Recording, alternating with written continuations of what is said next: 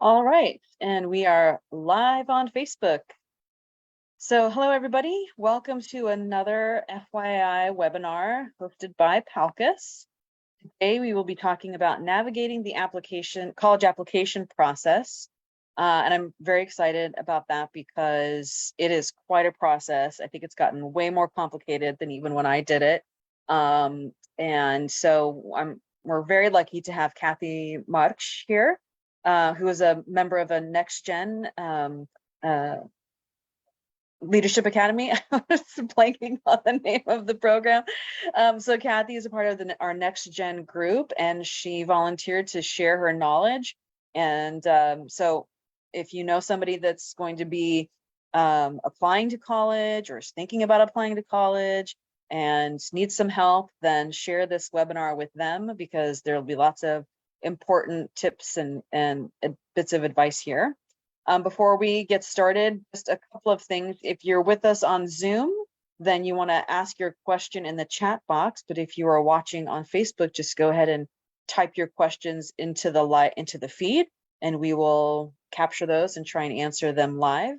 And throughout this webinar, if at some point you think, this webinar is actually really useful, I appreciated the information, we encourage you to become a PALCUS member. It's only $50 per year. And your support, member support, helps us host these webinars and keep them free to the community.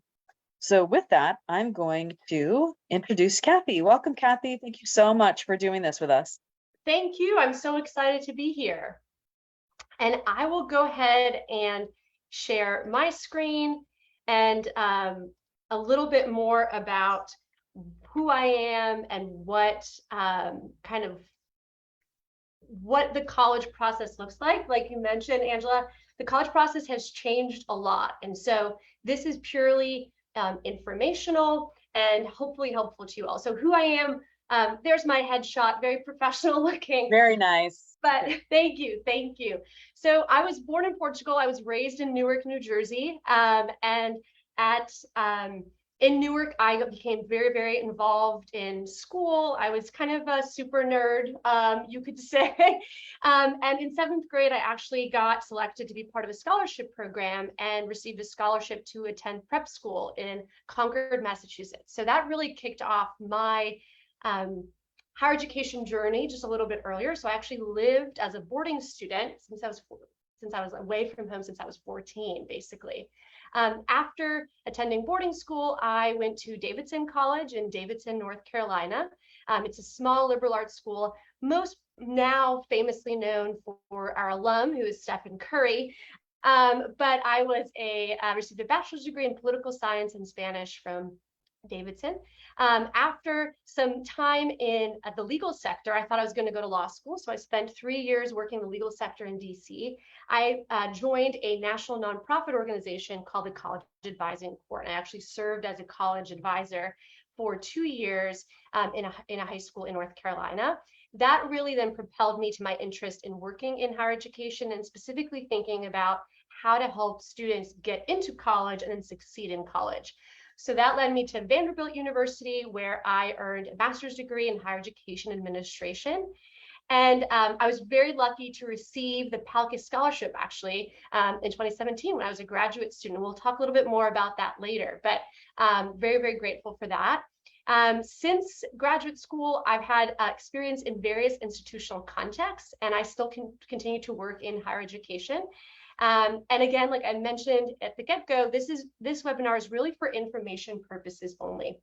College decision-making is a very personal decision. It's probably one of the biggest decisions students or parents are going to make at that time of your life. It's also a big financial decision. And so this is purely for information. You should make the best decision for your student and your family with the information that you have. So a little bit about just to situate us. I work in higher education, so I think is college worth it? Yes, I believe it's worth it. But a lot of folks still have questions about it. And so whatever your personal decision is, again, value that, learn as much as you can. But I thought it'd be helpful to share just some few data points. All the research still shows that a college degree has a very significant impact on your long-term earnings. Specifically, the U.S. Bureau of labor statistics suggest that someone with a college degree will make on average $500 more than their coworker without a college degree. That translates over to $1 million over the course of someone's career. Again, there are trade-offs, right? There's a trade-off of loans, there's a trade-off of time, and a lot of other trade-offs, but I think that's just important to consider, that the value of a college degree is still seen in the workforce. So the other thing that I think is helpful is when we talk about colleges, I think the first thing that a lot of people think about are the four-year bachelor degree institutions. And that's what the majority of this presentation will focus on. But there are other types of degrees. So there are certificates, there are associate's degrees, and then again, like there are the bachelor's degrees. And within those categories, there are sub degrees, right? So there are associates in arts, associates in science, bachelor of arts, Bachelor of Science. So those are just some types of degrees that you might hear of or think about as you start your college search process. In terms of college, the United States is very rich in options. We have over 4,000 colleges and universities in the United States. And so really, I mean, anywhere in the corner, every corner of this country, you can find a college or university. There are public four-year schools. And what we mean by that are your larger, typical flagship state universities. So think about Penn State, University of Michigan, UCLA. Those are your public four-year schools. And those are typically have higher funding from the state in which they're located. Then there are your private four-year schools. So those would be schools that are, as the name suggests, private. And most of those also have a graduate component. So you think about specifically the universities. So Harvard is one, Princeton, where I went to a small liberal arts college, that was a private four-year school. So that's another option. The public two-year schools are typically your community colleges, and those are typically open access institutions, meaning that you can attend. There aren't as many requirements in terms of the application process to attend. And then there's some specialty schools. So for some programs, there are these very niche schools that cater to your interests. So one of them, when I was in North Carolina, was the NASCAR Technical Institute, right? So these are very, very specific type of programs for specific industry as well. Does that what people used to call vocational schools? I know in my time. They can be, yes. Okay. So they're vocational schools or schools that really just are very focused on a specific job, right? So maybe some of the cooking academies, depending on, right. Yes, exactly. Great question. So one thing that you'll hear me say throughout this webinar that I think is really, really helpful, that really changed the way I look at college and thinking about college, is the concept of match and fit. I think a lot of times as students and parents are looking at colleges, they'll look at the college's profile and say, okay, to get into X school, you need a 3.2, this score, this, and this. And that's just the school's academic profile, right? So how are you matching as an applicant to the school's academic profile? And most schools will publish what their academic profile is. They'll say 50% of our applicants had this GPA. They did this, with their experience. But what I think is more, and I would say just as important, and I would even argue more important, is this concept of fit. And that is, how does that school meet your needs? So yes, you have to match academically, but what are you looking for as an applicant? What are you looking for academically and socially? And just some things that I think are helpful to consider are location. Do you care where you are? Do you want to be in a rural area? Do you want to be close to a city? Do you want to be 4 miles from home? Do you want to be 4,000 miles from home? Those are just some things that I think are really, really important to think about location. Size. The size of a school is really important for some students. For some students, they don't care. I know when I was looking at colleges, I thought I really wanted a big school. And I remember my college counselor saying, you're going to do better at a smaller school because you're going to have more of that interaction. But I have friends that wouldn't have done well at a smaller school and they needed a larger school environment. So just consider that. There are pros and cons to both. The other piece are majors. And this one, I should have included a little asterisk because research shows the vast majority of students are going to change their major. I know I was a pre-med student going into college. As a Portuguese family, I don't know, my mom knew 2 professions, right? I was going to be a doctor, a lawyer. I was neither. Very disappointing to her, but I changed my major. And so major is important, but just also give yourself that room for exploration. But if you know, I'm going to be an engineer and that is my end goal and I will not distract, from that path, then look for a school that has that major. Not all schools have all majors. Extracurriculars. So for example, if joining a sorority or fraternity is very important to you, if joining a certain club is very important to you, just think about what are you looking for socially in your extracurricular. The last piece are gender specific. Is that important to you in your search? So again, match is how are you matching to that school's academic profile, and then fit is how is that school meeting what you want in your vision, and both are important in your college search process. So I thought it'd be helpful to just share just a little bit of what goes into college admissions. And again, this is just my perspective, both as a previous college counselor and just my understanding of the process in general. The first kind of overarching category is the college application. College applications are going to vary greatly, but typically it's an application which you share demographic information, share who you are. It's pretty standard in that. As part of the college application, there are going to be several components which I'll talk about. One is your high school grades. And from all the research that I did in my previous career is that high school grades are the #1 factor in college admissions. And as part of that is the rigor of your high school courses is crucial. And what I mean by that is if you went to a school that had 20 AP classes and you had the opportunity to take 20 AP classes and do well in those classes, but you didn't, it's going to look more favorably for you if you take advantage of the rigor of your high school. I think it's still important for you to, make sure you're going to be successful in those AP classes or honors classes, but taking advantage of the rigor of your high school. So those are just, again, college application will ask you for your high school grades. You will submit your transcript to colleges, and they'll look at the rigor of your high school courses. When you apply to colleges, your college counselor will typically include your high school profile. So the colleges will see you went to this high school, you had 1 AP class available and you got an A in it, great. You went to this high school, you had 17 and you didn't challenge yourself, right? So there's just some things to consider. The other piece are historically have been performance on standardized tests. And I put an asterisk there and if required, because post 2020, a lot of colleges and universities, even the most selective college and universities, have gone test optional. And what that means is that they don't look at your test scores as a necessary component for admission. So that's just something to consider. And if that's something that, standardized tests aren't your strength, don't stress. A lot of schools have gone test optional. And from what I'm seeing right now, a lot of them are staying test optional because research has shown that really your high school GPA is a better indicator of how you're going to be successful in college versus standardized test scores. But some schools still require them. So, and I'll talk a little bit about test scores in a little bit.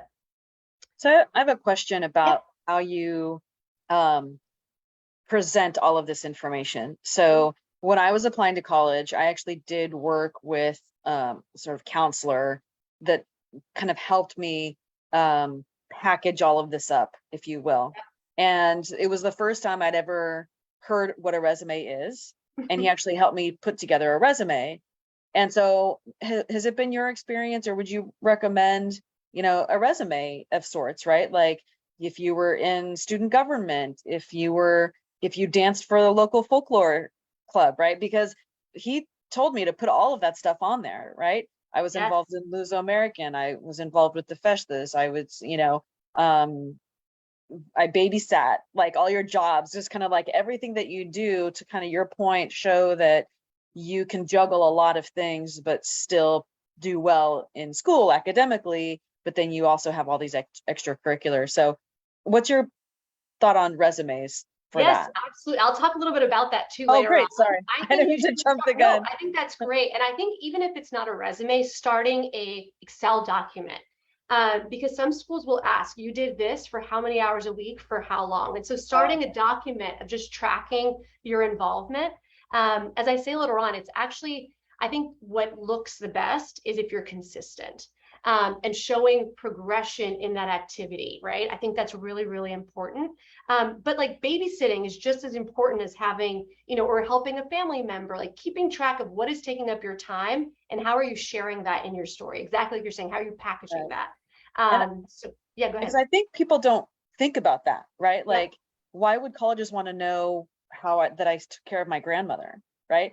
Well, because that a lot of things. One, like you said, it took up your time. Second, it shows you have some compassion for the elderly, right? It's a personality thing. You've developed some skills on how to care for others. I mean, there's a lot that goes into that. And so like you said, everything that you do. Yep. It's so important. And I think students get, these ideas of I have to be the star athlete. And that's not Right. necessarily, No. it's great if you are, but there are Mhm. other dimensions. And one of my favorite college counselors, they were an admissions counselor actually for one of the top 5 universities in this country. And they use the expression that I kind of will use later on is you have to be competitive and compelling. And what I mean by compelling is you have to show different sides of yourself. So even if you have all grades, yes, that's important, but what are you doing outside of school, right? And especially with how selective colleges have become, it's very important that you're giving yourself that opportunity to maybe you have some A's and B's, but you're doing amazing things in your community that's just as valuable as having straight A's, right? And Yeah. so being balanced is really, really important. Yeah. Just one more little anecdote. In Yeah. one of the um, scholarships that I applied for when I was graduating high school, the letter telling me that I won the scholarship actually said it is I can't remember if it was surprising but it actually noted that I was the only applicant that didn't have a 4.0, but yet I got the scholarship based on all the other stuff I was doing. I Exactly. mean, Yep. it was kind of like I read it and I was like, I don't know if that's a compliment or what, but that was kind of interesting that they actually called that out in the letter informing me I got you know, the scholarship. So I think to your point, you have to be balanced. You don't always have to have, A pluses all the way down the road. no, absolutely. And this goes exactly, you led it straight in there. Perfect. Thank you. So the other part is extracurricular activities. So starting a resume early, really, really helpful, and keeping track of that because you're gonna have to kind of transcribe all of that into the application. Being consistent and showing leadership in the activities that you're involved with. All of that is very, very important. Some schools will also have essays. And I've seen all kinds of essay prompts. You can probably Google, certain best essay prompts. And so in writing those essays, my biggest piece of advice is proofreading, specifically saying like, I really want to go to Harvard, but then you're actually applying to Yale, things like that. Yeah. Just because you're reusing the same essay. That's my biggest tip. Always, always proofread. And then for essays, in most cases, when they say optional, I would say it's not optional, right? Essays are such an important part of you showcasing who you are. You are Hmm. writing, you're giving them insight into who you are. And so I would take full advantage of it because why not? It's your story. And so it's another facet that they get insight into who you are. Um, the other component that some schools might ask for are letters of recommendation. And so ask people who know you well. Don't ask people who you think have a really, really fancy title and don't know you at all. Ask people who can speak to your character, who can speak to your grit, your determination. I think that is much more important than getting the principal who you've never interacted with, right? Now, if you know the principal really, really well, great. But really look for folks who can advocate for you and are your cheerleaders. I think that's really, really important. Some schools might have an interview, not very, very common, but some schools do. That's another part of the admissions criteria. The last one that I'll touch on are some institutions track what they call expressed interest. And what that means is every time you reach out to one of the admissions counselors at X institutions, they'll kind of keep note of that. Or you've gone to one of the events in the city that you live in, or you've watched one of their free webinars. So for some institutions, expressed interest is important. And so that's just something to consider. I didn't know that when I was applying to college. Now that I'm on the other side, some institutions value that, not all. But that's just something that I think is helpful, especially as you're applying to colleges. The other thing that I think is helpful is that there are these different types of admission decisions. And so there are pros and cons to each. I mentioned earlier, most community colleges, with the exception of some that are not open admission because of specific programs, so some of the nursing programs, those more selective programs aren't open admission. But community colleges in general are open access institutions. Our private and public four-year institutions will typically use a combination of these four types of decision. So rolling admissions, those are institutions that accept applications as they come in. So if you finish your application in September, they'll review it and they'll give you a decision on a rolling basis. So that is one type of admissions. Early decision application or admission review. Institutions sometimes use early decision, and those are typically due late fall. So we're looking at November, December. The big caveat, and then they'll let you know sooner too. So you'll typically find out sooner. Early decision is binding, meaning that if you get into PALCUS State University and they use early decision, you are bound to go there. And it's because you sign basically saying that you will attend there.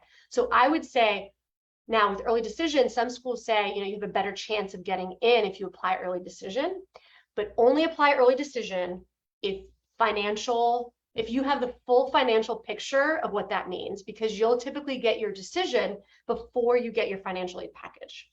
And you then have committed to something, you don't know what the financial aid or what the financial implications are. So that's just something to consider. Early action is you apply early, you hear earlier, but it's not binding. So some schools use early action. And then regular decision is you apply and you find out typically in March. So those are just, it's a lot there, but I think sometimes it gets confusing. And what does this mean? What are the implications? And again, there are benefits to both, but just make sure you understand what you're signing up for when you're applying early action, early decision, regular decision, and so forth. So I thought it'd be helpful just to give you all a snapshot of kind of, it's my freshman year, what should I be doing? It's my sophomore year, and kind of divided it by a couple of years. So your freshman and sophomore year, I would focus on your academics and extracurriculars. Focus in on those classes. Sometimes I remember when I was a college counselor, I would meet with seniors in August and they would say, I want to apply to X school. And I would look at their transcript and they'd say, but I'm taking really hard classes this year. And it's a little too late. So starting early is the most important thing you can do for yourself, because then there's also, you can show progression. Maybe you didn't do so great your freshman year. Then your sophomore year comes along, you focus in, you get more involved. It gives you that time to build up that resume, that academic profile. So focusing on your academics and extracurricular. And like we mentioned, when it comes to extracurricular, being consistent. If there's an opportunity to have a leadership role, take that leadership role if you're going to be successful in it. And then quality versus quantity. If you're listing 17,000 things that you're doing, but you're just like not an active member in those things, colleges can see through that. So only invest your time in things that are actually important to you. And so I think that's also really, really important. So that can be you're invested in the student government, you're invested in your local Portuguese club, you're going to sports, your church, whatever that looks like. But really think about being intentional in that is really, really important. The other thing that I would advise, it's not too early in your freshman and sophomore year of high school to start touring college campuses. We talked about fit earlier, and really, I believe that you really can't get a better sense of fit until you step onto that college campus, because you see what the life is like. So I would say start touring college campuses as soon as you're able to. So kind of like I mentioned, setting up a college tour. Most schools will have a website where you can sign up for a visit. And if you are far away, right? So if you're in California and you're really interested in a school in New York, a lot of schools have implemented virtual visits. So if maybe it's meeting with an admissions counselor, maybe it's meeting with a current student there, or doing a virtual tour. I know I've seen institutions that they have literally like a robot that took students around the college campus to do a tour. And so the pandemic has allowed us, I think, in higher education to be more creative in how we're reaching more students. So try to get as much, try to get to the campus. But if you're not, look into virtual programs. A lot of schools also host events in your area. Typically schools will have admissions counselors by region. So see if something is going on, maybe an admissions counselor is coming to your high school, try to get that interaction. If you do end up going to a college campus and classes are in session, I would recommend maybe reaching out to the admissions office and seeing if you can sit in on a class. Get a sense of like, what does that feel like?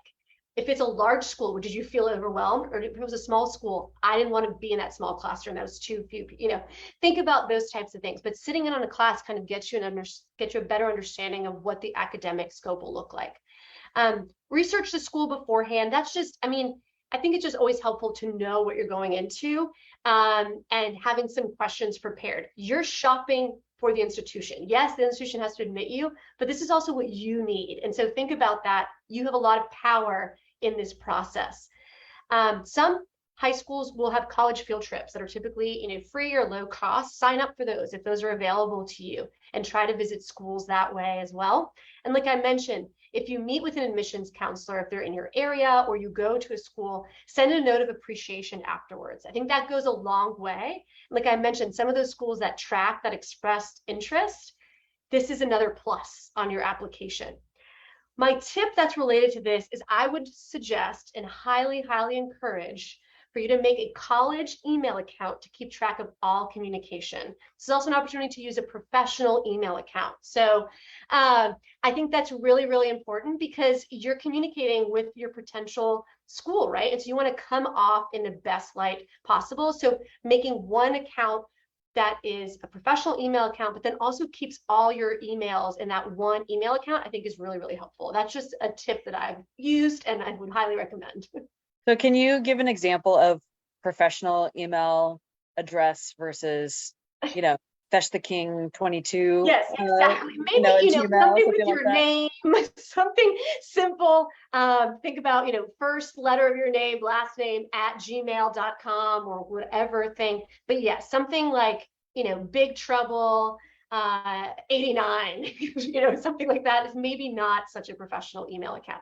I would also say when you're emailing and corresponding with admissions counselors, maybe have someone look at the email, like starting an email with like a greeting and making sure that it is, a structured email, that it's not like a text, I think is really, really helpful. Very, very important. And I know that some might be saying, but that's how we communicate these days, and it's how I express myself. And I think there's room for that, but there's also, I think, some benefit to presenting yourself in a professional way, because it's not only for school, but when you get into the job market and into the workplace, chances are you're going to be having professional communications as well. So it's good practice to get into, right? And I think you can be professional and be authentic and still be your individual self. Absolutely.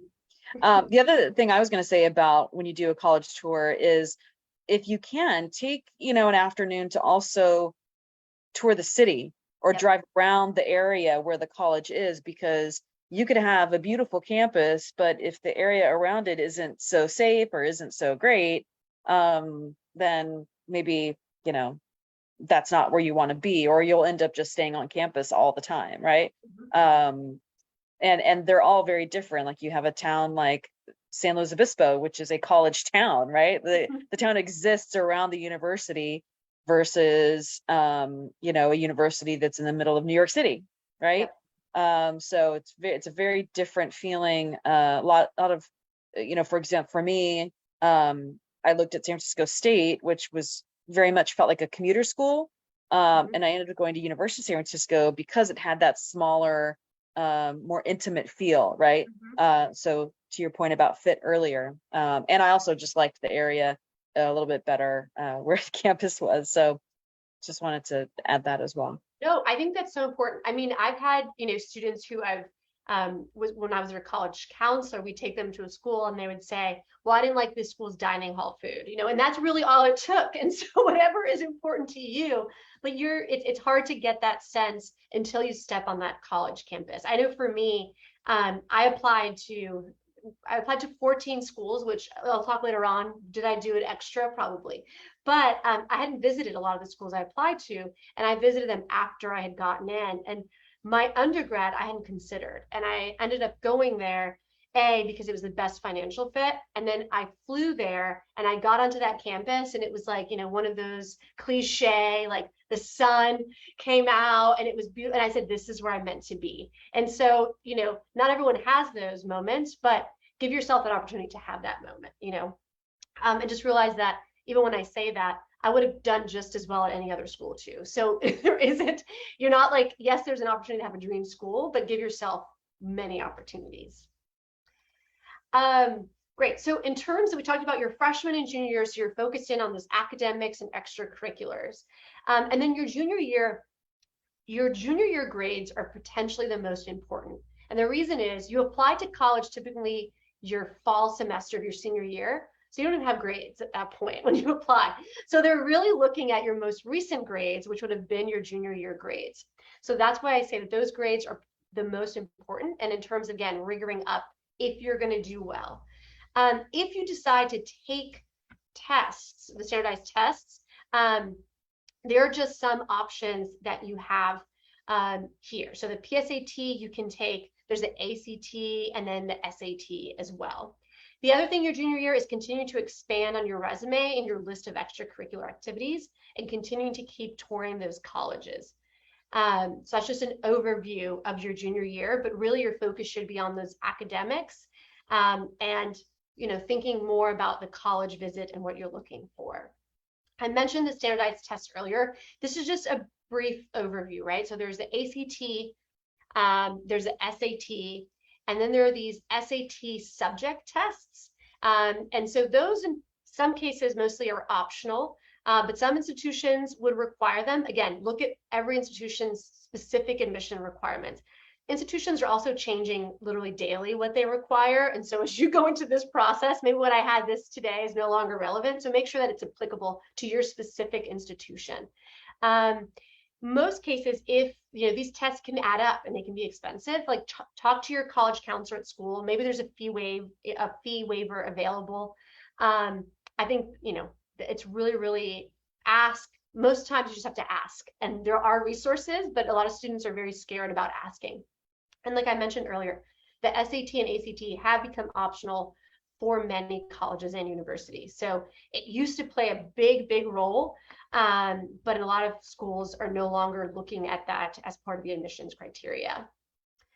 I threw this one on here because I thought it would just be, again, just a teaser. But if you are looking at playing Division I or Division II athletics in college, you have to be registered with the NCAA Eligibility Center, and you can do that online. And the NCAA Eligibility Center has specific core course GPAs that they require. They have specific minimums that they have. And so that's just something that if you want to play Division I or Division II athletic college level, you should be talking to your coaches, but then you should also look up at the NCAA Eligibility Center and what that means for you. Division III, so some of those schools may also require you to complete their own institutional paperwork for recruitment purposes. It's a little bit of a, oddball, but I thought maybe there's someone watching who wants to play at the college level. NCAA Eligibility Center, those are your friends there. So your senior year, this one was a lot, so I broke it down by month. And again, this is just an overview. It's not like, oh, I didn't September, I failed the college search process. No, this is just to help plan. This is really just to be helpful. So September, if you're planning on taking the SAT or ACT, I would go ahead and do that as early into the fall semester as you can, just so you can get your score back and see where you fall in through that process. If you're thinking of applying early anywhere, start working on those applications. Typically, colleges will release like their college application in late August, so you can start working on those. Continue researching and going on college visits. Begin working on those essays, and then asking teachers for your letters of recommendation, or whoever you're asking. I put teachers there as just like a placeholder, but whoever you're asking for a letter of recommendation. In October, if you're applying early, some schools will have those early decision, early action deadlines. So if you're applying early, make sure you're keeping track of those deadlines. Also, if you're not, just continue to research and finalizing the college list, working on essays. And then in October, the FAFSA also opens. And I'll talk more about the FAFSA coming up. But that used to open in February, and they moved it up to October, which I think is better because you get to get it over with a little bit sooner as well. In November, if you are thinking, again, this is a time where you can be researching, creating that final college list, and submitting college applications. A lot of schools will have their regular decision application deadlines in late December. So if you're applying regular decision anywhere, you typically, I remember when I applied to college, it was due like December 31st. So I was like, you know, right around the holidays, freaking out, writing all my college essays. So typically those are around December. And then in January and February, a rolling regular decision, some deadlines there. So that is just a snapshot. Really, you're done with your college application process by January or February, and you're just waiting to hear back from schools if you didn't apply early. And so really that fall semester of your senior year is devoted to creating that college list and applying. So finalizing the college list. This is very overwhelming. Like, where do you begin? Where do I apply? So we talked about match and fit earlier and focusing in on that. And then I always think it's really, really helpful to give yourself the opportunity. So I would say apply to 4 to 8 schools. That seems like maybe too many. Some people apply to more, some people apply to less. And I say 4 to 8 because you want to apply to a school where you feel like, you know what, I match this school perfectly. The school's average GPA is this, I have extracurriculars. This is my match school. Then there's some schools you're like, I'm a shoo-in. I know I'm going to get in, and this is my, like, some students use the word safety school. I don't believe in safety schools anymore because of how competitive college admissions, but these are schools that you feel very, very confident in. And then there are your, you know, reach schools. And so those are schools that are like, this is really, really good school. I'm maybe a little bit below where I should be, but it's still, I'm going to apply because I'm still a compelling and competitive candidate otherwise. So I'm going to apply to that school. So having a mixture, right? You don't want to have all reach schools, and you don't want to have overly confident schools either. So giving yourself those, that kind of variety of institutions. And then the other part is when applying to colleges and creating college lists, really, really important to consider the school's financial aid policies. I couldn't stress that enough. Really, really important to consider the school's financial aid policies. And so we're kind of in a transition now. For scholarships, the most important piece of advice that I could give anyone is just keeping track of deadlines. When I was a college counselor, I would get students all the time saying, I missed this deadline. The scholarship is not going to wait for you. And so you need to keep track of deadlines. Like I mentioned, maybe create an Excel spreadsheet for scholarships and then an Excel spreadsheet for your extracurricular activities. I think that's really helpful. Apply for every scholarship with which you're eligible. Students would say, well, it's only $500. $500 adds up quickly. And any kind of help that you can get only positions you in a better financial position. Start local and then go for the national scholarships, right? So think about what's in your community. Does your church offer a scholarship? Does the Rotary Club? Does your parents' job? Like, think about what's in your grasp, and then there are a lot of other free scholarships available for you to apply to, that you can apply to those scholarships. The other thing is if you're applying to 8 schools, look at those 8 schools and see if they have any institutional scholarships that you can apply for. Sometimes it's just checking a box on the specific college application, right? Like, I'm applying to X school, I want to be considered for this scholarship. Students sometimes just don't check the box. So check the boxes, make sure you're doing your research of those institutional scholarships. And like I mentioned earlier in my introduction, I was really lucky, even in graduate school, to receive the PALCUS scholarship. And that is a great resource. And so, Angela, I don't know if you want to talk a little bit about it very briefly, what it entails, and how students can apply. Sure. So unfortunately for this year, the application process is closed. I believe it closes in August. So if you're creating your spreadsheet of scholarships, make sure you put it on there. Yes, so we have 4 general scholarships that are $1,000 each. two more that are funded by the Rosa family out of Connecticut, and those are specifically for students in Connecticut. There is the scholarship that was established in memory of our son at $1,500 for students, who are studying Portuguese in some way, shape, or form. And now we have a new scholarship this year that has been funded by a member, the Duke de Bragança scholarship, for a student that has an interest in history, Portuguese history. And that one is for $2,500. So we are growing the program little by little, and eventually we would like to offer more per scholarship.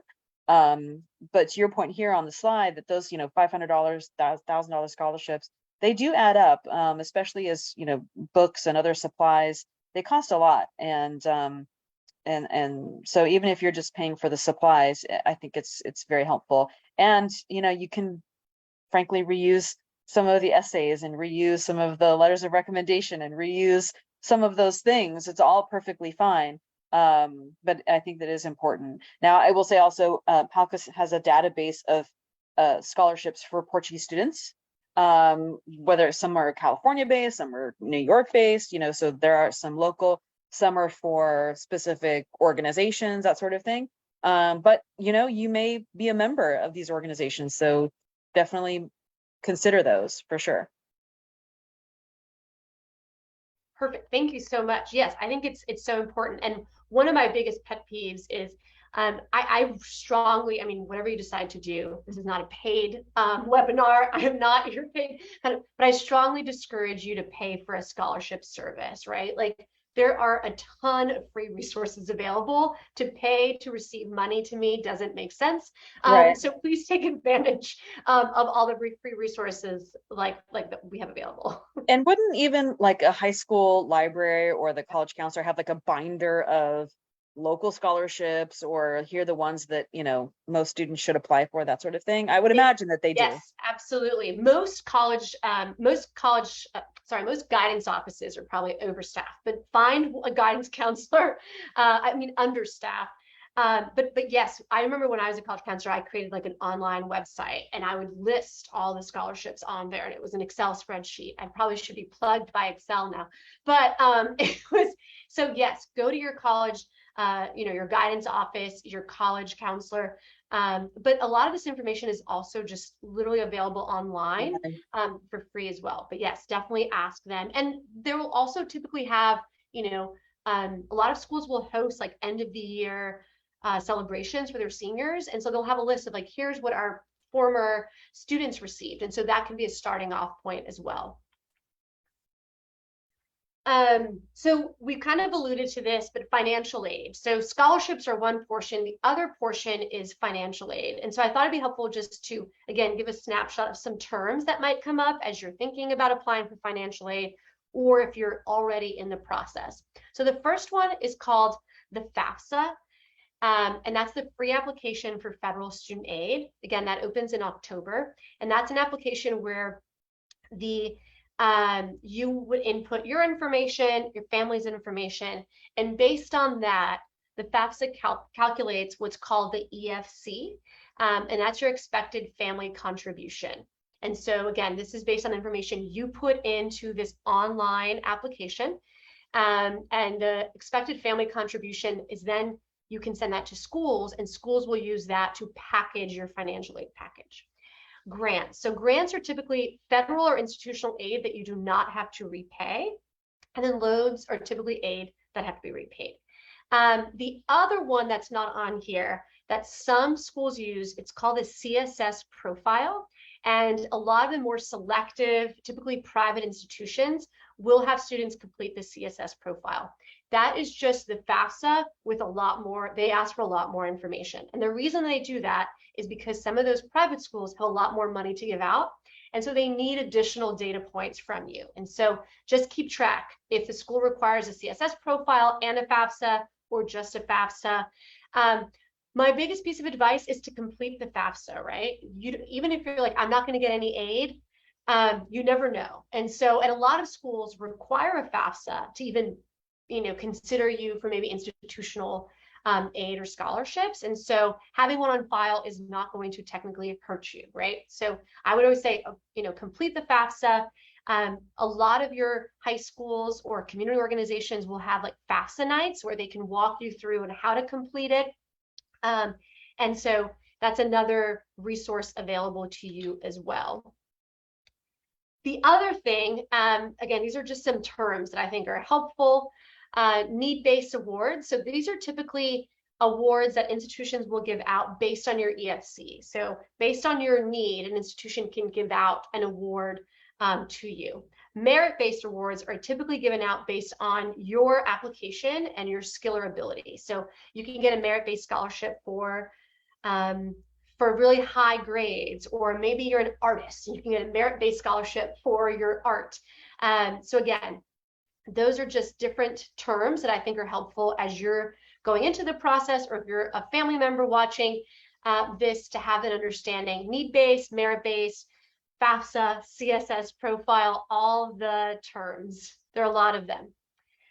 My big financial aid tip is to do not discount a school because of its sticker price. And what I mean by sticker price is, you look at a school and it says it's going to cost $70,000 a year. And I know for me, I would have said, no, thank you. Come, I'll look somewhere else. But typically, like I mentioned, many of the more expensive private schools have a lot more aid to give out. For example, Princeton announced, I think this week, that for any student who is accepted to Princeton and their family makes less than $100,000, they will pay nothing to go to Princeton University. Now, the tuition to go to Princeton University for everyone else is over $70,000. But if you look at that, and if you're a family that makes, less than that, you might be discouraged and saying there's no way. So really do your research. Some of those more expensive selective institutions have the most aid. And so that's just something to consider. The other thing is, once you apply, you fill out your financial aid application and you receive what schools call your award letter, making sure you review those thoroughly to find the best fit financially. Make sure you understand what each part of that award letter looks like. Some schools sometimes have gotten tricky, right? And they'll say parent plus something or grant, and a student thinks that's a scholarship or anything like that, but it's actually a loan. So make sure you understand everything that you're kind of signing up to take on. My other piece of advice is, do not pay any deposit to a college until you reviewed all your options. So sometimes schools will call you as you get close to May 1st, which is typically the day to let schools know whether you're going there or not, decision day as it's called. Some schools get very eager and they'll call you or send you a note. You do not have to make any decisions until that May 1st deadline. And so make sure you review all those options and make sure you have an understanding of all the options available to you. Schools in the last, I would say, 5-10 years have started being a lot more transparent. And a lot of schools instituted what they call the net price calculators on their financial aid websites.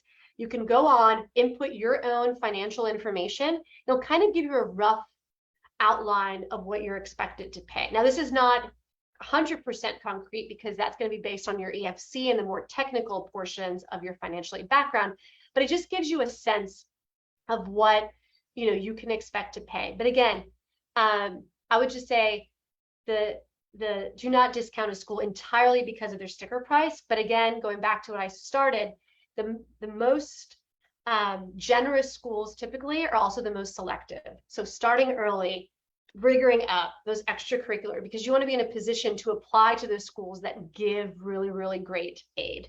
I know that made a huge difference for me. And again, like I mentioned, I hadn't decided to go to Davidson College. And the reason why I went there was when I applied that year, they eliminated all student loans. They said, if you can get in and you want to go here, we're eliminating student loans from our financial aid package. And so that's made a huge decision for me. I was like, sign me up, I can go. And I got a scholarship. And so, but I would have never looked at it because it was very expensive and it was private and it was in North Carolina. And I was from New Jersey. I was like, what am I going to do in North Carolina? But I'm so grateful that I went there. And so that's just my own experience. Everyone has their own experiences. But again, going back to the point of making sure you're fully understanding what you're signing up for. That is really where I'm at Now, if I may end, I'm going to end with just a few other pieces of advice to kind of summarize, is to keep track of those deadlines, right? Like I mentioned earlier, this process is very deadline driven. And so keeping track of all the deadlines that you have to keep up with are really, really important. You know, balancing being yourself, being authentic is really, really important also in this process. As much as a school is admitting you, you're also making the decision to enroll at that institution. And so being sure that you're doing your research and making sure that school is going to be a great fit. And then leaning on all the resources available to you and your community of support, I think is really, really important. Sometimes this process can seem very, very stressful. And it, you know, I think there's a lot of pressure, but ultimately you need to do what's best for you. And you need to, you know, find a place that you're happy. And worst case scenario, you know, it's also, you can find a space or a place that you think you're happy. And if it doesn't work out, you can transfer, right? It's not like a negative thing. And so really just hone in on what's important to you and what you're looking for. And if there's anything that I can do to support any of you all, I don't do the college counseling now in my day job, but I'm really passionate about this. So if you have a quick question or anything like that, happy to help however I can, but thank you. Thank you, Kathy. We do have a couple of questions. One parent is asking, should their son or daughter actually start doing things in middle school? And do you include those kinds of activities in your resume or whatever you're going to package up for your college application? Typically, the college application will look at high school specifically, but I would say doing it in middle school helps because it builds up that kind of pattern, right, in the student themselves. So I think that also helps them.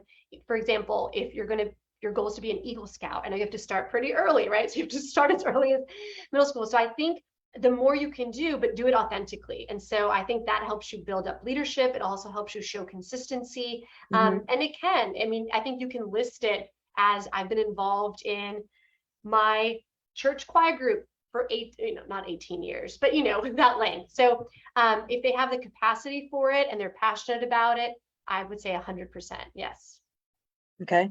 Let's see if there's any other questions. I know that when I was applying, there were some schools that if you declared a major, you would not be able to change. Is that still the case for some schools, or can you, start as like a business major and then change to communications, or and then it was also said that if you put down undecided, that was frowned upon. So what do you advise in that regard? Yeah, it really depends on the institutional context. So some schools, like your smaller liberal arts, or even some of the larger liberal arts schools, you apply as undecided. And so you don't declare a major at all. In fact, you don't declare a major until your second year.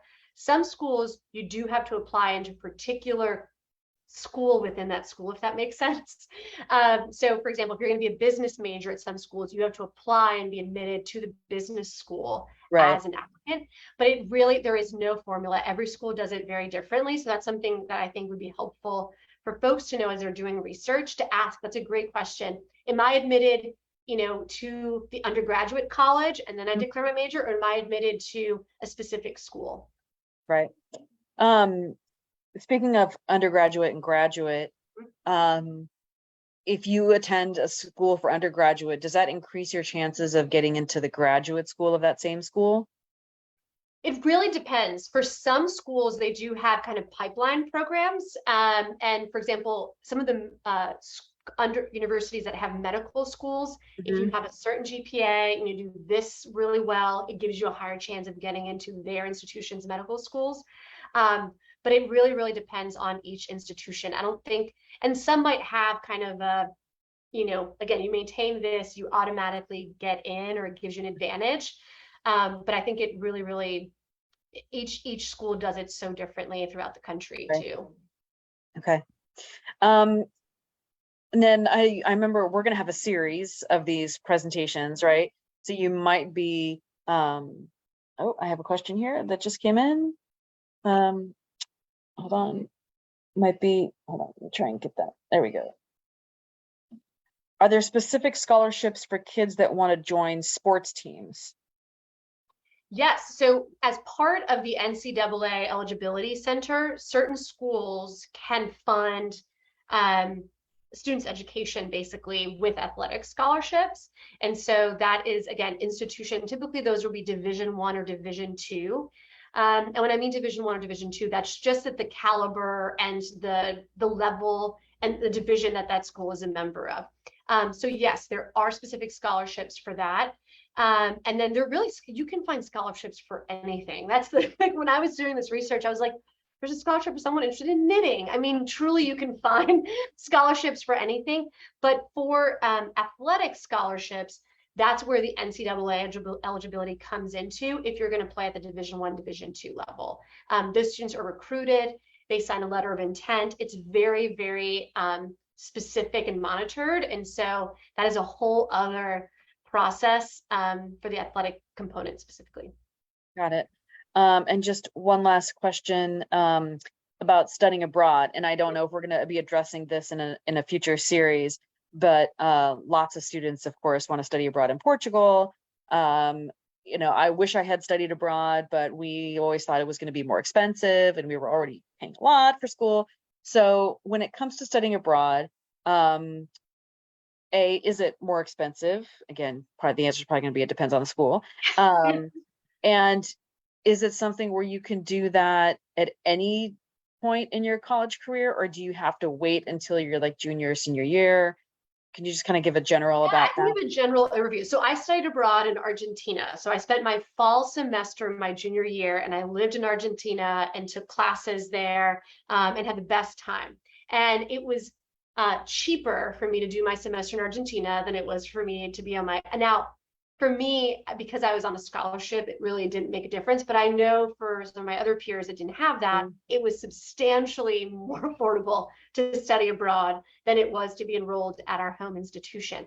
And then in terms of the timing of it, that's also where major plays into it. So when working with students, I've had some students that say, I can't study abroad for a whole semester because I need to take a certain level of classes, and certain classes are only offered these semesters, but maybe I'll do the summer. Maybe I'll study abroad in the summer. Or maybe I'll study abroad in winter term. Some schools have these little 3-week terms that they have that students can study abroad. Another trend that's happening is that some schools offer their own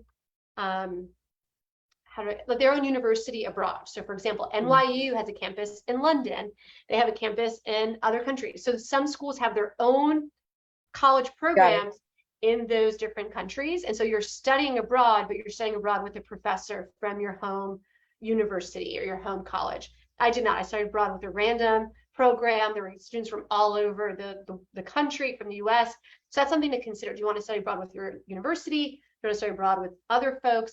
The timing of it is going to depend on your major progression and when you can do it. And each institution also has their own kind of rules around it.